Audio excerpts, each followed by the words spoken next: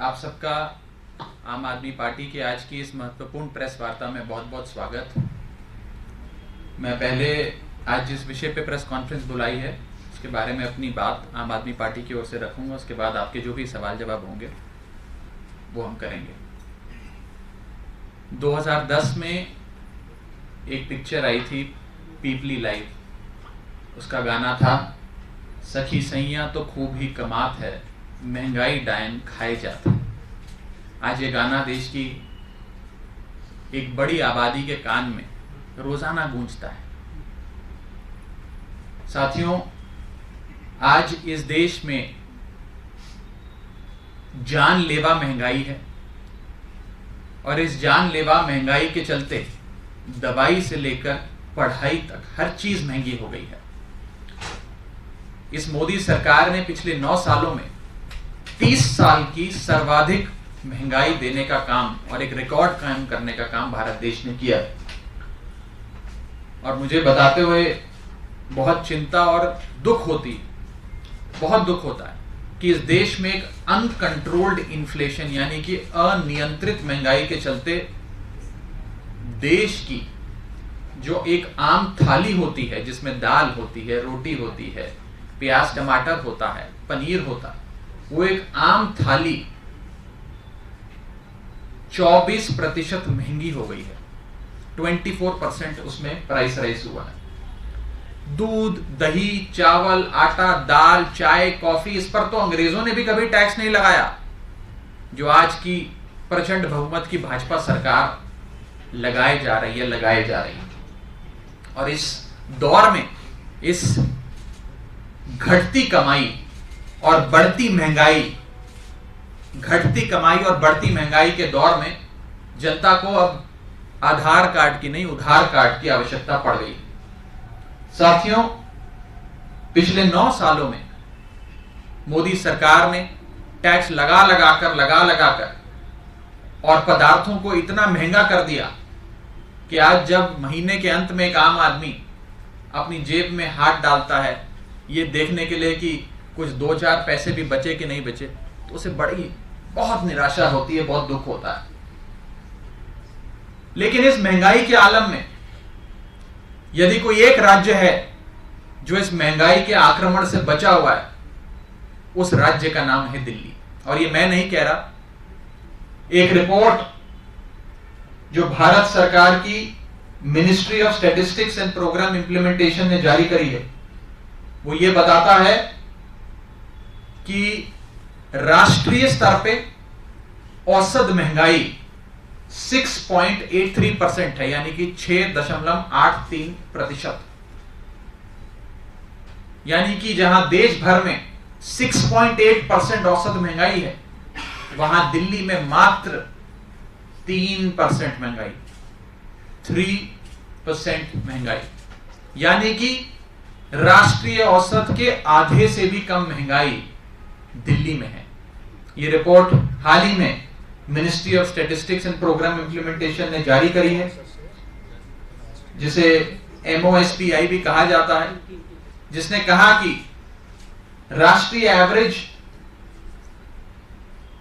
महंगाई है 6.83%, जिसमें कई बड़े राज्य हैं। राजस्थान में 8.6% महंगाई, हरियाणा में 8.27 महंगाई है, उड़ीसा में 8.23 महंगाई है, तेलंगाना में 8% से ज्यादा महंगाई है। इस सारे महंगाई के आलम में दिल्ली में मात्र 3% है, यानी कि दिल्ली में महंगाई की दर राष्ट्रीय औसत के आधे से भी कम। ऐसा कैसा हुआ कि जब पूरे देश पर मोदी सरकार ने महंगाई का आक्रमण किया तो एक राज्य बच गया, एक छोटा सा राज्य, हिंदुस्तान का दिल्ली बच गया। ये कैसे हुआ? ये इसलिए हुआ कि भाजपा की सरकार के महंगाई के बाणों को ढाल बनकर अरविंद केजरीवाल जी ने रोका और दिल्ली वालों पर भाजपा सरकार के ये महंगाई के बाण लगने नहीं दिए, उन्हें छूने नहीं दिया एक भी बाण, बल्कि ढाल बनकर अरविंद केजरीवाल जी ने एक एक बाण को रोकने का काम किया। साथियों, जब ये सरकार बनी थी 2014 में भाजपा की, मोदी जी की सरकार, तब पेट्रोल 55 रुपए प्रति लीटर मिला करता था, आज 100 रुपए प्रति लीटर मिलता है। डीजल 45 रुपए प्रति लीटर मिला करता था, आज 90 रुपए प्रति लीटर मिलता है। दूध लगभग 34-36 रुपए प्रति लीटर मिला करता था, आज 7 रुपए प्रति लीटर मिलता है। गैस का सिलेंडर 400 रुपए का मिलता था, आज लगभग 1100 रुपए का मिलता है। यानी कि महंगाई को डबल ट्रिपल करने का काम जो केंद्र में बैठी सरकार ने किया, उससे जनता आज त्राहिमाम कर रही है। मैं महाभारत का एक अंश आपसे साझा करना चाहूंगा। महाभारत में एक राजा के क्या 36 गुण होने चाहिए उसका उल्लेख किया हुआ, और ये उल्लेख और ये सीख खुद पितामह भीष्म ने बाणों की मृत्यु शैया पे जब वो लेटे हुए थे, खुद युधिष्ठिर को ये 36 गुण जो राजा में होने चाहिए उसका वर्णन करते हुए युधिष्ठिर को सीख दी। उसमें एक गुण था क्रूरता का आश्रय लिए बिना अर्थ यानी धन संग्रह करना, यानी कि राजा को किसी प्रकार की क्रूरता को नहीं, यानी कि खूब टैक्स लगाकर महंगाई कर कर जनता से पैसे वसूल नहीं करने चाहिए। अगर वो करेगा तो वो राजधर्म का पालन नहीं कर रहा राजा। लेकिन केंद्र में बैठी भाजपा सरकार ने राजधर्म को त्याग दिया। लेकिन एक सूबे की सरकार इस देश में ऐसी है जिसने राजधर्म का पालन किया। मेरे नेता अरविंद केजरीवाल जी ने राजधर्म का पालन किया, और पितामह भीष्म ने जो 36 गुण बताए थे जो एक राजा में होने चाहिए, एक प्रशासन चलाने वाले व्यक्ति में होने चाहिए, वो गुण अरविंद केजरीवाल जी में नजर आते हैं। वो गुण प्रधानमंत्री मोदी या भाजपा की सरकार में नजर नहीं आते। साथियों, दिल्ली में महंगाई क्यों कम है? ऐसा क्या हो गया दिल्ली में कि देश में 6.8% महंगाई और दिल्ली में आधे से भी कम दर? यानी कि दिल्ली वालों को क्यों नहीं महंगाई छू रही जो देश के तमाम लोगों को छू रही? वो इसलिए क्योंकि दिल्ली में अरविंद केजरीवाल जी ने एक वेलफेयर मॉडल दिया, जिस मॉडल को मैं कहता हूं केजरीवाल महंगाई राहत मॉडल। अरविंद केजरीवाल महंगाई राहत मॉडल, जिसके तहत दिल्ली के लोगों को 300 यूनिट बिजली मुफ्त मिलती, दिल्ली के लोगों को 20,000 लीटर पानी मुफ्त मिलता, दिल्ली के लोगों को शिक्षा और स्वास्थ्य मुफ्त मिलता है, और दिल्ली की महिलाओं को यातायात की सेवाएं मुफ्त मिलती है, बुजुर्गों को तीर्थ यात्रा मुफ्त मिलती है। और अगर आप इसका जमा करें कितना खर्च बचता है, कितना पैसा बचता है, तो आप देखेंगे कि दिल्ली के एक औसत परिवार की लगभग महीने की बचत करीब 15-16 हजार रुपए प्रति महीना है, जहां 3-4 हजार रुपए बिजली हर महीने बच जाती है, 1,000 रुपए का खर्च पानी पे बच जाता है, 6-7 हजार रुपए की बच्चों की फीस बच जाती है स्कूल की, 3,000 रुपए जो एक परिवार औसतन दवा दवाई पे खर्च करता है वो बच जाता है, 1,000-1,200 रुपए बस का किराया बच जाता है। ये सारी चीजें का जमा अगर आप कर लें तो आप पाएंगे कि 15-16 हजार रुपए कम से कम दिल्ली के लोगों को राहत देने का काम हर महीने अरविंद केजरीवाल जी करते हैं। और इसमें एक और महत्वपूर्ण चीज है, अरविंद केजरीवाल जी बेफजूल की बातें नहीं करते। वो जनता का ध्यान भटकाने के लिए वन नेशन वन इलेक्शन के शिगुफे नहीं छोड़ते। वो जनता का ध्यान भटकाने के लिए भारत देश का नाम बदलने की, इंडिया से भारत करने की गुहार नहीं लगाते। अरविंद केजरीवाल जी देश के मुद्दे, महंगाई हो, बेरोजगारी हो, किसानों पर हो रहे अत्याचार हो, इन मुद्दों के बारे में बात करते हैं, इसका सल्यूशन, इसका हल जनता के बीच रखते हैं, और भारत देश को नंबर 1 देश दुनिया का बनाने का सपना लेकर काम करते हैं, बेफिजूल की बातें नहीं करते। और जिस चीज को हमारी जिस स्कीम्स के चलते आज दिल्ली में सबसे कम महंगाई है देश भर में, सबसे कम महंगाई देश भर में अगर अरविंद केजरीवाल जी के दिल्ली में है तो वो इसलिए है क्योंकि वेलफेयर स्कीम्स अरविंद केजरीवाल जी ने शुरू करी, जिसे भाजपा के लोग रेवड़ी कहते हैं अरविंद केजरीवाल जी रेवड़ी बांटते हैं। मैं भाजपा के लोगों को कहना चाहूंगा कि ये रेवड़ी नहीं, ये प्रीपेड सेवाएं हैं। प्रीपेड कैसे? इन सारी सेवाओं के लिए आप टैक्स भरते हैं, गरीब से गरीब आदमी भी आज इस देश में टैक्स भरता है। जीएसटी लगा लगा कर हर वस्तु पे आज आपको टैक्स भरना पड़ता है। वो टैक्स कहां जाता है? सरकारों के खजानों में जाता है। कुछ सरकारें हैं इस देश में जो वो पैसा आपका लूट लेती हैं, लेकिन अरविंद केजरीवाल जी की और आम आदमी पार्टी की सरकारें हैं इस देश में जो आप ही का पैसा इन सेवाओं के माध्यम से आपको वापस देती है। इसीलिए जब कोई भाजपा का नेता आपको कहे कि रेवड़ी लेते हो, सरकारें तुम्हें रेवड़ी देती हैं, तो बोलना ये रेवड़ी नहीं, ये प्रीपेड सेवाएं हैं, इसके लिए पैसा हम भरते हैं टैक्स के माध्यम से। और कमाल देखिए, सरकार का खजाना अपनी जनता पे लुटाकर उन्हें सबसे कम महंगाई और सबसे सुविधाजनक जीवन देने के बाद भी अरविंद केजरीवाल जी की सरकार मुनाफे की सरकार है। अरविंद केजरीवाल जी की सरकार ऋण मुक्त सरकार है, डेट फ्री सरकार है। क्यों? क्योंकि ये सरकार भाजपा की 40% कमीशन वाली सरकार नहीं, ये अरविंद केजरीवाल जी की 100% डेडिकेशन वाली सरकार है। 40% कमीशन वाली सरकार नहीं, अरविंद केजरीवाल जी की 100% डेडिकेशन वाली सरकार है। इस संदर्भ में कोई सवाल हो तो आप सब पूछ सकते हैं, इसके अतिरिक्त कोई सवाल हो तो आप लोग पूछ सकते हैं। आज कोऑर्डिनेशन कमेटी की बैठक है, आप उसके मेंबर हैं, आम आदमी पार्टी की तरफ से क्या कुछ मुद्दे हैं जो आप लेके जा रहे हैं, एजेंडा क्या होगा आप लोग? जी, आज इंडिया अलायंस की जो मुख्य समिति बनी है जिसका नाम कोऑर्डिनेशन कमेटी है, उसकी बैठक है। शाम 4 बजे शरद पवार जी के घर पे हमारी बैठक होगी। आम आदमी पार्टी की ओर से मुझे वहां चुनकर भेजा गया है। उस समिति में मैं जरूर पार्टी की ओर से, अरविंद केजरीवाल जी की ओर से अपनी बातें रखूंगा। और मुख्य तौर पर क्या वो एजेंडा होगा इस अलायंस का, वो कैसे हम लोगों के बीच लेकर जाएंगे, चुनाव प्रचार कैसा होगा, सीट शेयरिंग कैसे होगी, इन सारे विषयों पर विस्तार से चर्चा करेंगे। और जब चर्चा से एक समाधान निकलेगा, एक कंक्लूजन बनेगा, वो जरूर आप सबको समय पर बताया जाएगा। कल आप लोगों ने घोषणा की अकेले हरियाणा का विधानसभा चुनाव लड़ेंगे, तो सवाल उठ रहे हैं कि लोकसभा चुनाव आप मिलकर लड़ने की बात करते हैं, देश को बचाने की बात करते हैं, और विधानसभा कह रहे हैं हम अकेले लड़ लेंगे। देखिए, मैं अक्सर 2024 में होने वाले लोकसभा चुनाव को 77 के चुनाव के परिप्रेक्ष्य से देखता हूँ। 1977 में भी एक शक्तिशाली सरकार थी जिसने देश की जनता पर महंगाई, बेरोजगारी, हिटलरशाही थोप दी, और उस महंगाई, हिटलरशाही और बेरोजगारी से देश को बचाने के लिए तमाम राजनीतिक दल इकट्ठे हुए और साथ आकर राष्ट्रीय चुनाव साथ में मिलकर उन लोगों ने लड़ा। एक जनता पार्टी का बैनर बना जिसमें वामपंथी भी थे, जनसंघी भी थे, सोशलिस्ट भी थे, कम्युनिस्ट भी थे।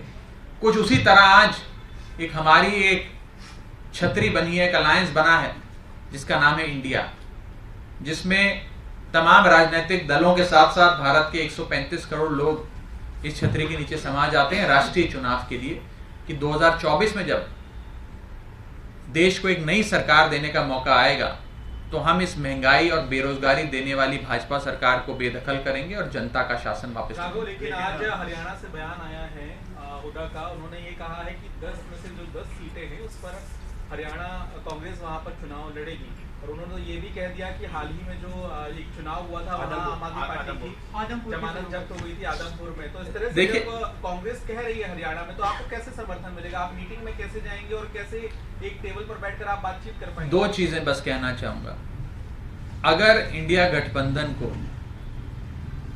तमाम नेता, राजनीतिक दल और जनता भी सफल बनाना चाहती है, जो कि सफल होगा, निश्चित तौर पे होगा, तो सबको 3 चीजें त्यागनी होंगी: मनभेद, मतभेद और महत्वाकांक्षा। जब ये 3 चीजें हम त्यागेंगे राजनीतिक तौर पे, तभी ये इंडिया गठबंधन सफल होगा। और मेरा ये मानना है कि जो ये कोऑर्डिनेशन समिति है इंडिया अलायंस की, यही वो समिति है जो ये सीट शेयरिंग से संबंधित तमाम फैसले लेगी। कोई नेतागण अगर व्यक्तिगत तौर पे अपनी राय जाहिर करना चाहते हैं, वो पार्टी प्लेटफॉर्म्स के भीतर भी और उसके अतिरिक्त भी जरूर जाहिर करें, उन्हें आज़ादी है। लेकिन कोऑर्डिनेशन समिति वो समिति है जो पार्टी के तौर पे तय करेगी कि किस राज्य में कैसे सीटों का बंटवारा होगा। और कोई एक राज्य एक समान नहीं है। जो स्थिति बंगाल की है वो स्थिति तमिलनाडु की नहीं है, जो महाराष्ट्र की है वो बिहार की नहीं है, जो उत्तर प्रदेश की है वो दिल्ली पंजाब की नहीं है, जो हरियाणा की है वो गुजरात की नहीं है। तो हर राज्य का अपना एक पॉलिटिकल कम्प्लेक्शन है, एक इलेक्टोरल रंग है, और उसके हिसाब से सारी चीजें तय होंगी। बात करेंगे कि बयान ऐसे ना आए पार्टी की तरफ से, उनके नेताओं को बोलेंगे। अब जो बातें मैं बैठक में करूंगा, मैं उसे सार्वजनिक तौर पे आपसे साझा नहीं करूंगा। पार्टी अटैकिंग मोड में ये भी लगातार कहती है कि इस अलायंस का कोई चेहरा नहीं है। अभी लल्लन सिंह ने नाम लिया कि नीतीश कुमार चेहरा होना चाहिए। राहुल गांधी के लिए भी पीछे से बैकिंग आ रही है जो कांग्रेस पार्टी कह रही है, लालू कह रहे हैं। तो ये एक बड़ा सवाल है जिसमें लगातार अटैक अलायंस पे होता है। आप चलिए, हमारे पास तो बहुत चेहरे हैं, हमारे पास तो बड़े सफल एबल एडमिनिस्ट्रेटर्स हैं जिन्होंने बड़े सफल प्रशासन चलाए। क्या भाजपा में कोई है जो खड़ा होकर कह सकता है कि मैं चाहता हूं कि नितिन गडकरी प्रधानमंत्री बने? या भाजपा में कोई है जो ये कहे कि मैं चाहता हूं कि योगी आदित्यनाथ 2024 में भाजपा की ओर से प्रधानमंत्री पद के उम्मीदवार हों? भाजपा में कोई ऐसी हिमाकत नहीं कर सकता। सवाल है क्योंकि आप जब इंडिया अलायंस की बात आती है तो आप 1977 का जिक्र करते हैं और हिटलर शाही की सरकार बताते हैं, तो क्या आप इंदिरा गांधी को हिटलर बता रहे हैं? दूसरा सवाल ये, इसी के आगे में दूसरा सवाल पूछूं, पहले इसका जवाब दे दिए, क्या इंदिरा गांधी को आप हिटलर मानते हैं? देखिए, उस समय इमरजेंसी जिस प्रकार से देश की जनता पे थोपी गई, नसबंदी हुई, उससे तमाम देश की जनता का एक भाव यही है कि उससे मुक्ति चाहिए थी, और उस मुक्ति के लिए ही देश के लोगों ने वोट दिया। इसीलिए आज भी जिस प्रकार का एक अघोषित आपातकाल हम इस देश में देख रहे हैं, उससे भी जनता निजात चाहती है कि कोई मोर्चा बने, कोई अलायंस बने जो इस सरकार को हटाए। सर, दूसरा सवाल एक ये कि सनातन धर्म को लेकर चर्चा हो रही है। आज कोऑर्डिनेशन कमेटी की बैठक है, डीएमके वहां रहेगा, आपका सहयोगी है, लगातार कह रहा है कि सनातन को खत्म करने के लिए, सनातन को मिटाने के लिए पूरा इंडिया अलायंस का गठन हुआ है। क्या नेता लगातार देखिए, मैं बस इसी में बैठक में ये ऐड होगा कि जो बयान आ रहे हैं डीएमके की तरफ से, वो उस पर चर्चा होगी क्या? देखिए, पहली बात तो ये है कि कोऑर्डिनेशन समिति के भीतर हम क्या बात रखेंगे और क्या चीज़ों पे चर्चा होगी, वो सार्वजनिक तौर पे बात नहीं करूंगा मैं, और ना ही करनी चाहिए। जो भी कंक्लूजन्स निकलेंगे वो आपके सामने रखे जाएंगे। लेकिन जहाँ तक इस बयान का सवाल है, मैं साफ कर दूं कि मैं खुद सनातन धर्म से आता हूँ, और जो बयान आ रहे हैं सनातन धर्म के विरुद्ध, मैं उसकी निंदा करता हूं, घोर निंदा करता हूं, और उसके विरोध में खड़ा हूं। किसी को भी इस प्रकार के बयानों से बचना चाहिए। हर धर्म का आदर, सम्मान, सत्कार होना चाहिए, और इस प्रकार के बयानों से हम सबको दूर रहना चाहिए। बस मैं इतना ही कह के जो भी अपनी बाकी बात है वो मैं समिति के भीतर। आपने त्याग की बात की, आपने महत्वाकांक्षा की बात की कि सब कोऑर्डिनेशन कमेटी तय करेगी, लेकिन पंजाब में आप ही की सरकार के नेता और मंत्री ये कह रहे हैं कि जो पंजाब में चुनाव होगा लोकसभा का, उसमें आम आदमी पार्टी सभी सीटों पर इंडिपेंडेंट चुनाव लड़ेगी। सबसे चर्चा करेंगे। लेकिन कांग्रेस, एक तरफ आप कांग्रेस को त्याग करने की सलाह दे रहे हैं और आपकी पार्टी ये कह रही है कि हम इंडिपेंडेंट चुनाव लड़ेंगे, तो विरोधाभास है। मैंने आज की ये प्रेस वार्ता आम आदमी पार्टी की सीट शेयरिंग कैसे होगी, क्या होगी, उस पर नहीं बुलाइए मेरे मित्र। ये मुख्यमंत्री जो शामिल होते हैं उस बैठक में, वो कह देते हैं कि हम पंजाब का चुनाव लड़ने में सक्षम देखिए, ये सारे फैसले आम आदमी पार्टी की ओर से हमारी पॉलिटिकल अफेयर्स कमेटी लेती है। पॉलिटिकल अफेयर्स कमेटी जो फैसले लेगी, कोऑर्डिनेशन समिति से जो एक प्रकार का कंसेंसस बनेगा, उसी के अनुसार आगे का कैसे गठबंधन में सीट शेयरिंग का कम्प्लेक्शन रहेगा, उस पर चर्चा होगी। आज की प्रेस वार्ता मैंने सीट शेयरिंग पर नहीं बुलाई, लेकिन मैं इतना जरूर कह दूं, और एक बड़ी बात कह के अपनी बात समाप्त करूंगा कि आज सीटें जरूरी नहीं है। आज किस राज्य में किस पार्टी को गिव एंड टेक करना पड़ रहा है, किसको कितनी सीटें मिल रही हैं, वो जरूरी नहीं है। जरूरी भारत देश है, देश को बचाना जरूरी है। अगर 2024 में देश नहीं बचा तो शायद ये इस देश का आखिरी चुनाव हो, इसके बाद चुनाव ना हो। अगर 2024 में देश नहीं बचा तो शायद बेरोजगारी और महंगाई कुछ इस कदर हो जाए कि देश में कश्मीर से कन्याकुमारी तक, गुजरात से गुवाहाटी तक हर जगह त्राहिमाम हो जाए। और अगर 2024 के चुनाव में देश नहीं बचा तो हो सकता है इस देश में संविधान और लोकतंत्र दोनों समाप्त हो जाएं। इसलिए देश जरूरी है, व्यक्तिगत महत्वाकांक्षाएं, मतभेद और मनभेद जरूरी नहीं है। और इस स्पिरिट के साथ अलायंस के भीतर चर्चा होनी चाहिए और इसी स्पिरिट के अनुसार अलायंस के भीतर चर्चा होगी। बहुत बहुत शुक्रिया। मैं बताऊंगा आपको, जैसे ही बैठक खत्म होगी मैं सबसे पहले आपको फोन करके बताऊंगा कि बैठक में क्या हुआ। सबसे पहले आपको फोन करूंगा। हिकअप्स की बात हो रही है, लोग लगातार चर्चा कर रहे हैं कि सीपीएम ने मेंबर नहीं भेजा है, टीएमसी से अभिषेक बैनर्जी नहीं आ रहे और आप लोग नहीं। देखिए, अभिषेक बैनर्जी जी तृणमूल कांग्रेस से इसलिए नहीं आ पा रहे हैं क्योंकि आज उन्हें इन्फोर्समेंट डायरेक्टरेट, जो भारतीय जनता पार्टी का एक फ्रंटल ऑर्गेनाइजेशन है, उसने समन किया है और आज उन्हें बुलाया है। इस कारणवश वो नहीं आ पा रहे हैं। ये एक राजनीतिक तौर पे सबसे महत्वपूर्ण समिति आज इस देश में है, उसकी बैठक है और उस बैठक के डेट के सुनिश्चित होने के बाद उन्हें इस प्रकार के समन्स मिलते हैं और उस दिन बुलाया जाता है। हम इसकी निंदा करते हैं। जिस प्रकार से इन्फोर्समेंट डायरेक्टरेट आज देश के तमाम विपक्षी दलों को टारगेट कर रहा है, उसकी निंदा करते हैं और बस इतना ही कहना चाहते हैं कि ये समिति जरूर सबकी भागीदारी से फैसले लेगी, सबकी हिस्सेदारी भी होगी, सबकी भागीदारी भी होगी। बार-बार ये आ रहा है नीतीश कुमार नाराज है। ये तो आप जानते हैं, मैं तो नहीं जानता, मुझे ऐसी कोई सूचना नहीं है। अगर संबित पात्रा ने अभी एक प्रेस कॉन्फ्रेंस आप छोड़ दीजिए। उन्होंने इस पे एक सवाल इस पे बोला है सनातन पे कि ये सब सोनिया गांधी के। मैंने आपको जवाब दे दिया अपनी ओर से। अच्छा, मैंने अपनी ओर से विस्तार से जवाब दिया। मैं किसी भी सवाल से नहीं पूछा। आखिरी सवाल कौन पूछना? अच्छा, आप पूछ चुके हैं। आप पूछिए, ये पूछिए। जावेद जी पूछना चाह रहे हैं, उनका सवाल। शादी को लेकर मुंबई से खबरें आ रही हैं, 18 से आपकी सारी सेरेमनीज हैं। आपको बहुत जल्द शादी के बारे में बताऊंगा। आपको बहुत जल्द बताऊंगा शादी के बारे में। Thank you. बताऊंगा आपको। Thank you. शादी कर रहे हैं ना।